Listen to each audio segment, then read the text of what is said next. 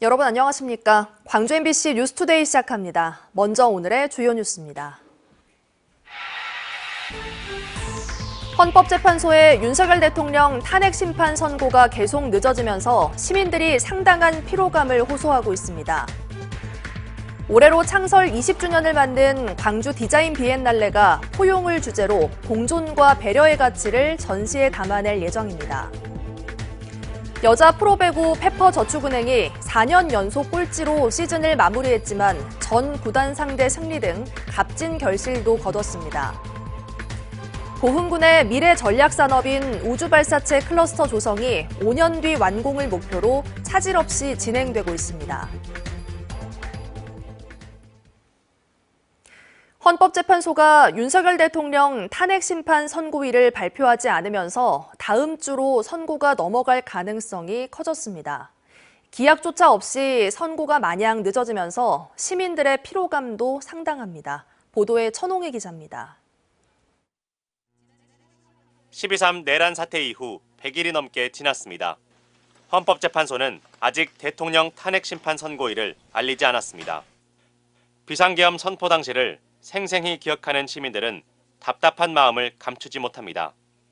군인이 국회에 들어가서 유리창을 깨고 이게 다 나와 있는 상황인데 헌법재판소에서는 국민을 더 불안해하게 하고.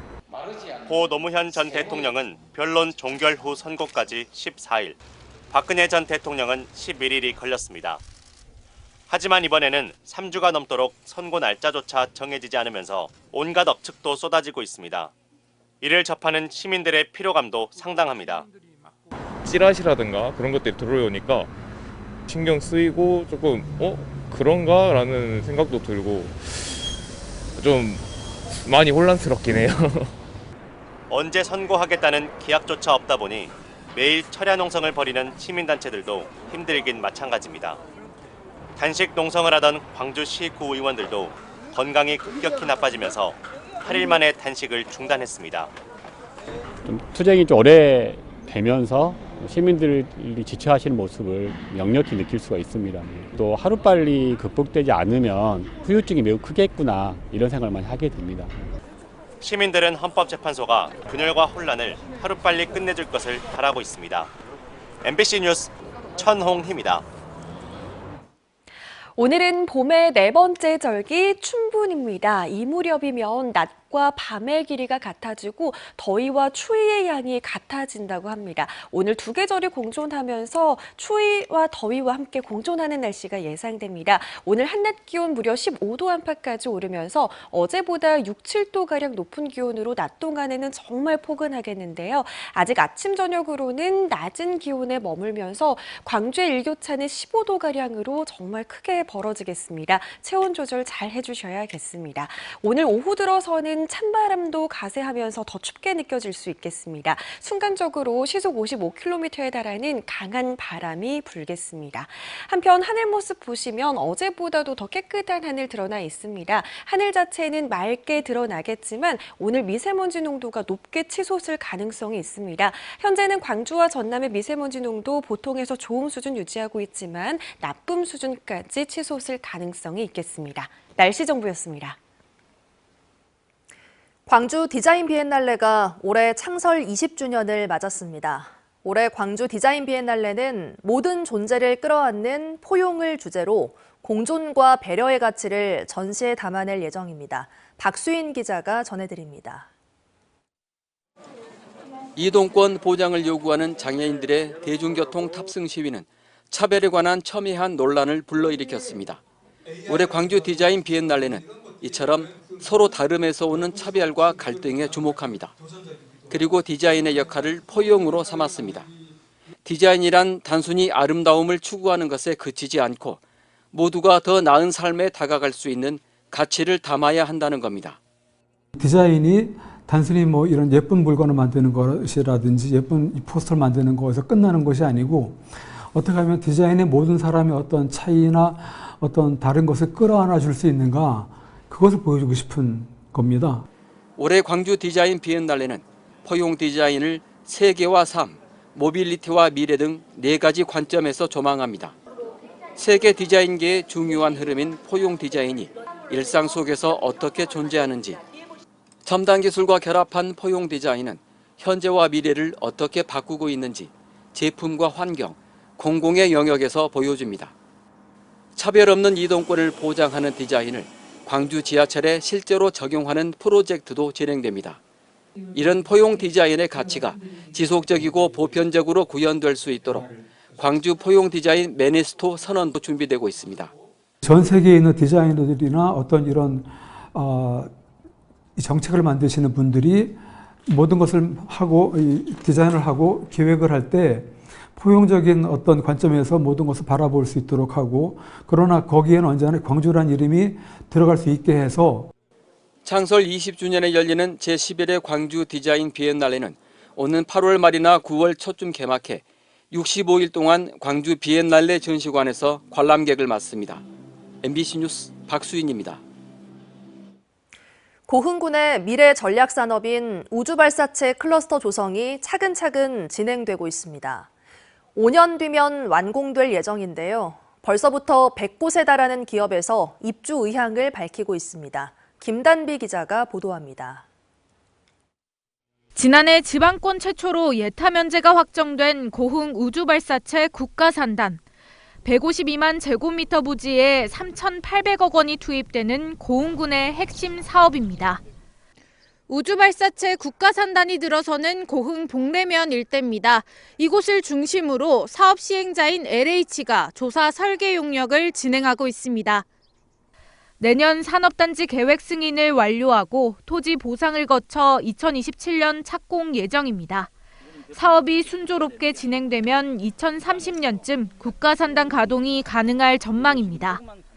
지금까지 봐서는 차질 없이 진행이 되고 있다. 기술 개발 이런 것도 잘할 수 있도록 행정적 지원도 해야 되지만은 특히 입주 기업들의 종사자들, 이 정규여건 개선에도 저희들이 지금 최선을 다해서. 국가산단을 포함한 우주발사체 클러스터 사업도 차근차근 진행되고 있습니다. 국가산단보다 앞서 예타 면제가 이뤄진 민간 발사장 구축과 함께 나로 우주센터 인근의 국방위성 전용 발사시설도 속도를 내고 있습니다. 이와 함께 발사체 산업 생태계 조성 역할을 하는 기술 사업화 센터까지 들어서면 우주발사체 클러스터 조성은 어느 정도 골격을 갖추게 됩니다. 여기에 최근에는 나로 우주센터까지 진입하는 국도 15호선 4차선 확장이 예타 대상에 선정되면서 기업들의 입주 러시가 이어지고 있습니다. 앵커 기업인 한화 에어로스페이스와 이노스페이스를 비롯해 이미 11개 기업이 입주하기로 했고 이 밖에 80여 곳도 입주 의향을 밝히고 있습니다. 발사 서비스를 사업화하는 데 전략적으로 이점이 있는 게 가장 큰 장점이고요. 발사체를 운송할 때 드는 비용, 시간 이런 것들을 단축할 수가 있고요. 우주발사체 클러스터 조성으로 인한 생산 유발 효과만 4조 9천억 원. 앞으로 5년 뒤 우주강국을 향한 전초기지로 도약할 고흥군의 청사진에 기대와 관심이 집중되고 있습니다. MBC 뉴스 김단비입니다. 이재명 더불어민주당 대표가 최상목 권한대행은 국무위원으로도 대통령 권한대행으로도 자질과 자격을 갖추지 못한 사람이라고 직격했습니다. 그제 광주 국립 5.18 민주묘지를 참배한 이 대표는 최 대행이 최근 5.18 등 국가폭력 범죄에 대한 공소시효를 없애는 법안에 제2요구권을 행사한 것을 두고 전두환 같은 자를 처벌하는 법안을 거부한 그를 도저히 용서할 수 없다며 주어진 권력을 남용하면 어떤 대가를 치르게 되는지를 반드시 알게 될 것이라고 말했습니다. 광주교통공사 경영본부장 후보자가 재직 중 비위가 적발돼 직무 정지 처분을 받은 것으로 알려져 광주시민단체가 철저한 인사검증을 촉구했습니다. 광주경제정의실천 시민연합은 어제 성명을 내고 경영본부장 면접 후보자 가운데 일부가 교통공사 퇴직 직원이고 이 중 한 명은 재직 중 비위 사실이 드러났다며 후보자에 대한 인사검증을 철저하게 해야 한다고 주장했습니다.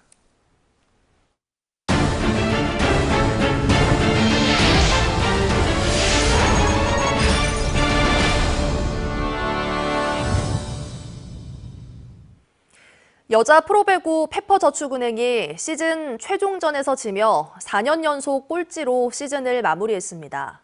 창단 이후 첫 두 자릿수 승리와 최다승, 그리고 전구단 상대 승리 등 값진 결실도 있었지만 고질적인 리시브 불안과 고비 때마다 부족한 집중력이 발목을 잡았습니다. 한신구 기자의 보도입니다. 꼴찌 탈출을 위해선 반드시 잡아야 하는 현대건설과의 시즌 최종전.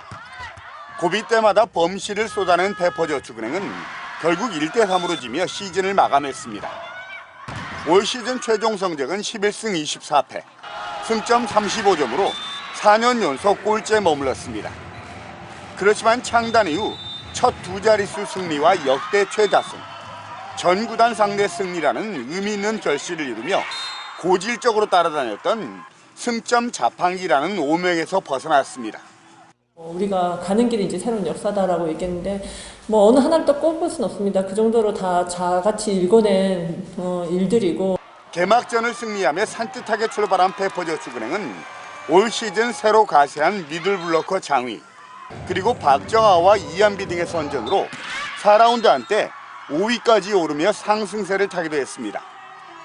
그렇지만 고질적인 리시브 불안과 승부처에서 집중력 부족, 그리고 외인 용병의 교체와 부진 등이 겹치며 결국 최하위 탈출에 실패하며 아쉬움을 삼켰습니다. 이길 수 있는 경기가 몇 경기 더 있었는데 그런 경기를 조금 잡지 못한 것도 너무 많이 아쉽고 그냥 개인적으로도 팀적으로도 많이 아쉬움이 남는 시즌인 것 같습니다.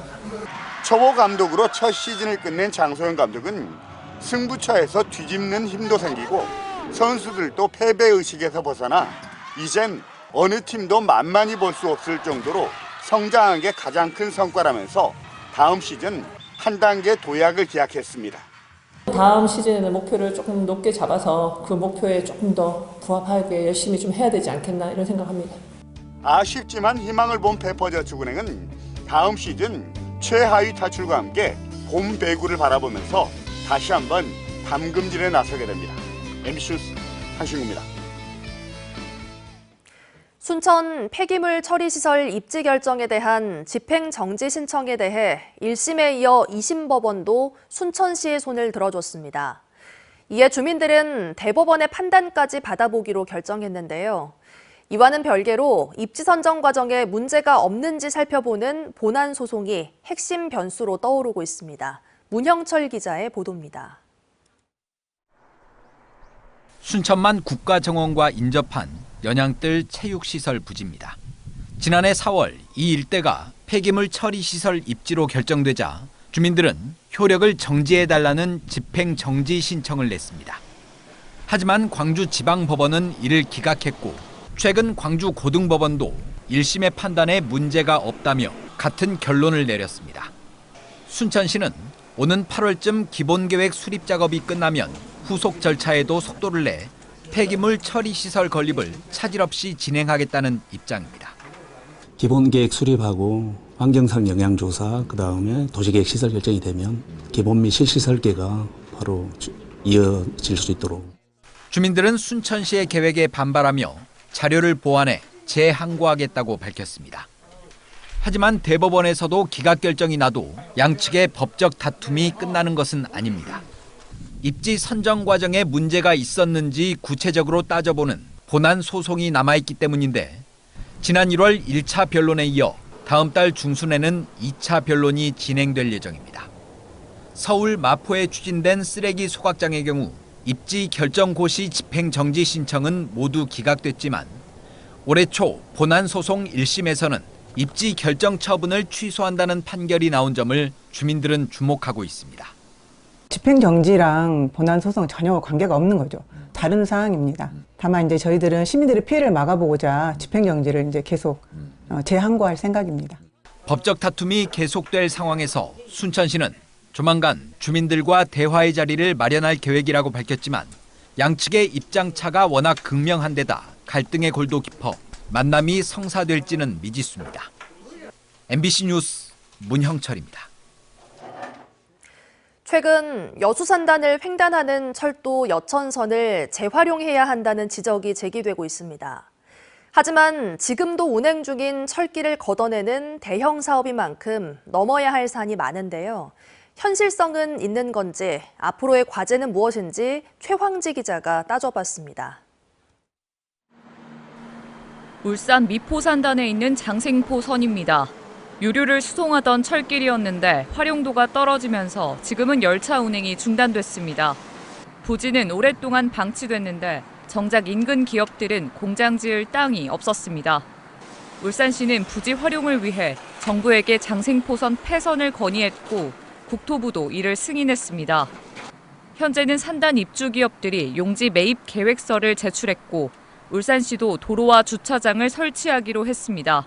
울산 미포 산단 같은 경우는 새로운 땅이 없다 보니까 그거를 좀 확보하고 싶은 그런 필요성이 있었죠. 기업들이 좀 필요로 하고 하다 보니 저희들이 설득하러 간 거죠. 장생포선은 산단 내 철로를 산업 용지로 활용했다는 점에서 여천선 재활용과 닮았습니다. 하지만 2018년부터 운행이 끊긴 장생포선과 달리 여천선은 지금도 활용 중인 기업이 있어 아직 넘어야 할 산은 많습니다. 정량 입주에도 한 20억 정도 들여가지고 시설 보완하고 한국사역도 시설 보완한다고 그러고 계속 투자가 지금 이루어지고 있거든요. 투자를 하고 있는 선을 이렇게 폐쇄를 한다든가 그런 부분에 대해서는 좀 현실성이 좀 없어가지고. 결국 여천선 재활용을 위해선 철길 사용을 중단해야 하는 만큼 기업 간 협의가 최대 관건입니다. 또 폐선 후 부지 활용을 위해선 기업들의 투자 의향도 중요합니다.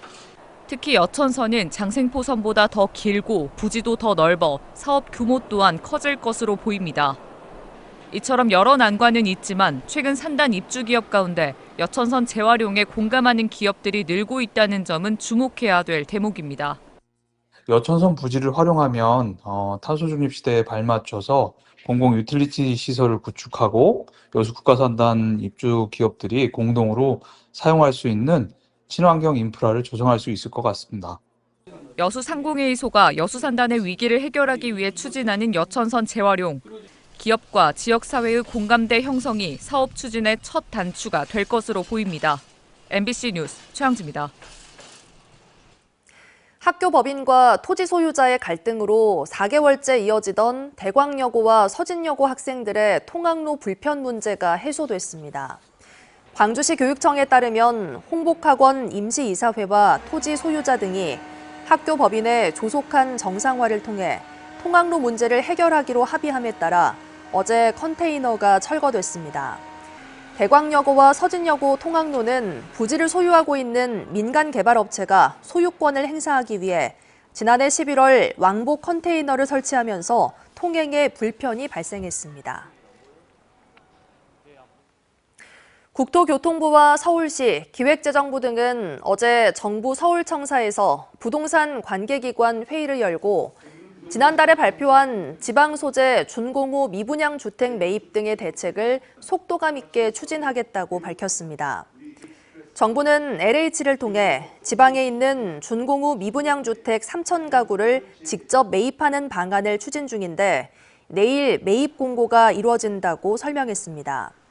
또 필요할 경우 당초 발표한 3,000가구 외에 추가 매입도 검토할 방침입니다.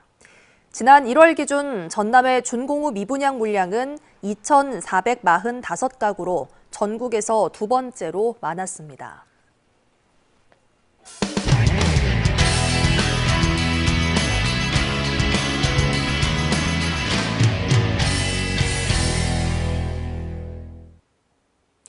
정부가 의료 문제를 해결하기 위해 의료계의 반발에도 의대 정원을 대폭 늘렸었죠. 그런데 전공의가 떠나면서 의료 현장은 대혼란만 계속되고 있습니다. 그나마 남아있는 전공의도 수도권과 비수도권 사이 불균형이 더 심화하는 것으로 나타났습니다. 대구문화방송 조재한 기자입니다.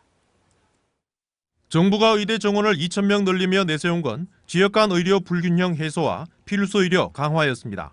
수도권에 쏠리는 의료진을 전국에 골고루 배치해 의료 사각지대를 줄이겠다는 겁니다.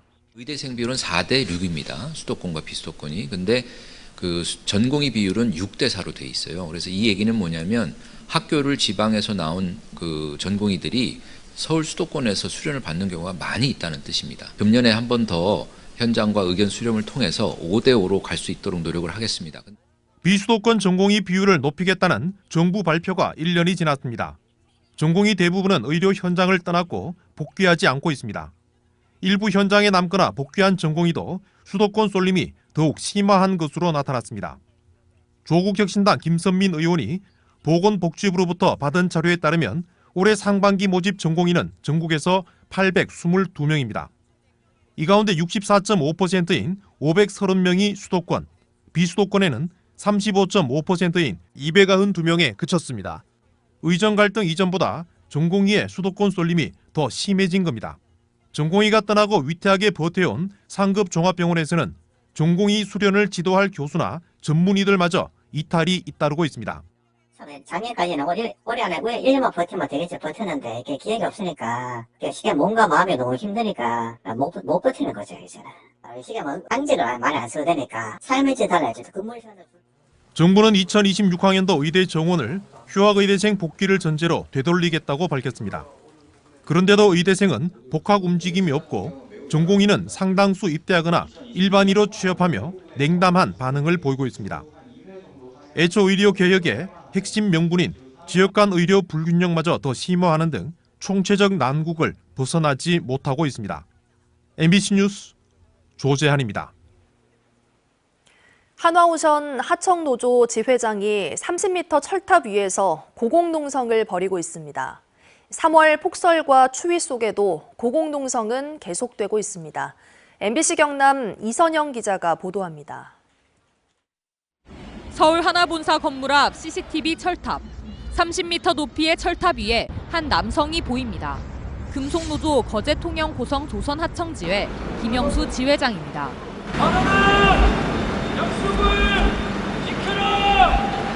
전날 내린 3월 폭설을 비좁은 철탑 위에서 뜬 눈으로 맞아야 했습니다. 눈이 이제 쌓이고 하니까 일일이 눕고 자고 있는데 잠을 계속 못 자고 이제 눈 쌓인 거 소리를 내고 이렇게 계속. 누울 수는 있는 거예요? 발 뻗고 누울 수는 없고요. 아, 네네. 허리를 펴려면 다리를. 철탑 고공농성을 시작한 건 지난 15일. 지난해 11월부터 100일 넘게 이어진 노동자들의 노숙농성과 단식에도 하나오션 하청업체 소속 노동자들과 하청업체 간의 2024년 단체 교섭이 해를 넘기고 결렬되자 최후의 수단을 택한 겁니다. 이들이 원청인 하나오션 측에 요구하는 건 상여금 인상과 상용직 고용 확대 등입니다. 특히 2016년 이전까지 연간 550%였던 상여금은 조선업 불황기에 모두 삭감됐다고 설명합니다. 150%를 삭감했고요. 400%를 기본법에 전환시켰는데 상여금을 녹임으로 해가지고 최저시급 인상을 갖다가 이제 무력화시키고 임금 수준 2016년도 삭감 당하기 전하고 비교해봐도 그때보다 작죠. 거제경제 정의실천 시민연합도 보도자료를 내고 세계적인 선박 건조 능력이라는 것은 한순간에 이루어진 것이 아니라며 조선 현장에서 피와 땀으로 생산, 조립, 건조하는 상용직 숙련 노동자가 없어진다면 실현 불가능한 목표라는 것을 하나오션은 엄중히 인식해야 할 것이라고 지적했습니다. 이에 대해 하나오션 측은 삭감된 상여금 550%는 사내 협력사들이 기본급으로 전환해 급여에 포함시켰고 경영 안정자금 1,500억 원을 협력사에 지급했다고 기존 입장을 반복했습니다. 원청인 하나오션의 상여금 인상 결정 없이는 교섭 진행이 어렵다는 노조 측 주장에도 하나오션 측은 상용직 고용 확대와 상여금 지급은 협력사의 고유한 경영활동이라며 선을 그었습니다. 이대로 살 수는 없지 않냐며 비좁은 철창 안에서 옥쇄 투쟁을 벌인 지도 3년이 지나가지만 이들의 투쟁은 여전히 절박합니다. 최후의 선택이면 좋겠습니다. 얘들 무리한 요구를 하는 것도 아니고 얼토당토하는 요구를 하는 것도 아니고. MBC 뉴스 이선영입니다. 프로축구 광주FC가 2025 시즌 홈 경기를 광주 월드컵 경기장에서 치르게 됐습니다. 광주FC는 홈 경기장을 광주 축구 전용 구장에서 광주 월드컵 경기장으로 이전하는 행정 절차가 마무리됐다고 밝혔습니다. 이에 따라 앞으로 치러지는 K리그 전 경기를 광주 월드컵 경기장에서 치른다고 덧붙였습니다. 한편 이전에 사용하던 광주 축구 전용 구장은 리모델링을 거쳐 U15 선수단 생활관 등 다양한 용도로 활용될 방침입니다. 광주지방조달청은 민생경제 회복을 위해 조달 재정을 조기 집행하는 데 역량을 모으기로 했습니다.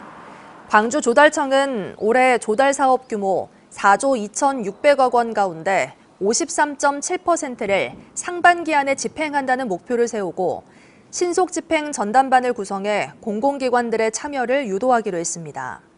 또 지역의 우수한 기업들이 공공조달 시장에 진입할 수 있도록 맞춤형 컨설팅 등 다양한 지원책을 추진하기로 했습니다. 오늘은 봄의 네 번째 절기 춘분입니다. 이 춘분 무렵이면 낮과 밤의 길이가 같아지고 더위와 추위의 크기가 같아진다고 합니다. 절기답게 오늘 두 계절이 공존하면서 일교차가 매우 크게 벌어지겠습니다. 오늘 아침 기온 어제와 비슷한 수준에서 시작한 가운데 한낮 기온은 15도 안팎까지 오르면서 어제보다 무려 6, 7도가량 높은 기온 예상됩니다. 낮 동안에는 매우 포근하겠지만 그만큼 기온차가 매우 크게 벌어지겠습니다. 한편 오후부터는 강한 바람까지 동반되면서 저녁엔 더 춥게 느껴질 수 있겠습니다. 광주와 전남 대부분 지역에서 순간적으로 시속 55km에 달하는 강한 바람이 불겠습니다. 하늘 모습 보시면 어제보다 더 깨끗한 하늘 드러나 있습니다. 고기압의 영향을 받고 있는데요. 미세먼지가 말썽입니다. 현재는 보통에서 좋음 수준 보이고 있지만 이후 나쁨 수준까지 치솟을 가능성이 있습니다. 대기 정보도 확인 꼼꼼히 하셔야겠고요. 호흡기 관리 잘 해주셔야겠습니다. 전남 지역에서도 오늘 일교차가 매우 크게 벌어지겠습니다. 장성과 담양 현재 영하 4도 안팎까지 낮아져 있는 가운데 한낮 기온은 지금보다 20도가량 높은 기온이 예상됩니다. 목포 1도 안팎에서 출발해 한낮 기온 13도 안팎 보이겠고요. 곡성의 낮 기온은 15도, 여수의 낮 기온 14도 안팎으로 낮 동안에는 완연한 봄 날씨가 이어지겠습니다.